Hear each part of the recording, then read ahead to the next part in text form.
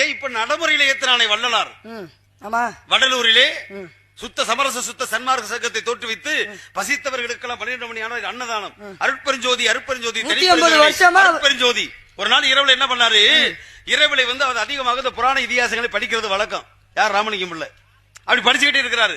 படிக்கும்போது என்ன பண்ணுவாரு? பக்கத்துல விளக்கு இருக்கு இல்லையா, அந்த விளக்குல அப்பப்ப எண்ணெய் தீர்ந்தா அந்த எண்ணெய் சுட்டி இருக்கிற அதை வச்சிருப்பாரு.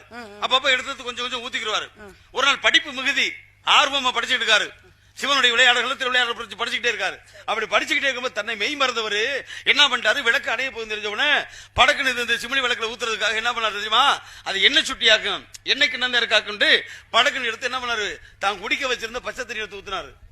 விடிய விடிய விடிய விடிய அதை ஊத்தி எரிஞ்சுக்கிட்டே இருக்காரு. அது எரிஞ்சுக்கிட்டே தான் இருக்குது. கடைசியில் பார்த்தா காலையில குடிக்கிறதுக்கு செம்புல தண்ணியை பாக்குறாரு. தண்ணியை காண என்ன அப்படியே இருக்கு. அவரை பார்த்தா இரவுல பூரா ஊத்துற பூரா பச்சை தண்ணி இருக்கும்போது விளக்குறாரு. அப்படி பச்சை தண்ணி ஊத்தி விளக்கேத்தியவர் நம்ம வள்ளலார் இருந்தார். வள்ளலார் ஏத்தி வச்ச அடுப்பு தான் 150 வருஷமா எரியுதா? இல்ல எரியுதுல இப்ப வரைக்கும். தர்மசாலைன்னு சொல்லக்கூடிய இடம்.